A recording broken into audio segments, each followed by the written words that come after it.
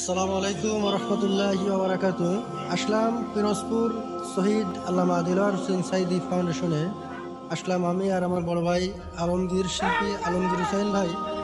তো তিনি বলছে, ভাই কবর তো আসলাম, মরণ এর সময় মরণের কথা মনে করায় দেওয়ার জন্য ভাই একটি গজল পরিবেশন করবেন।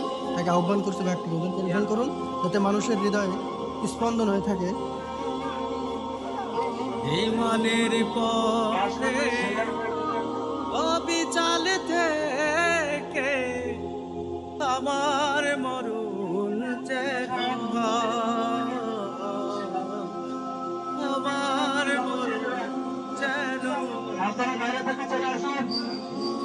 ইমানের পথে অবিচাল থেকে আমার মরণ যেন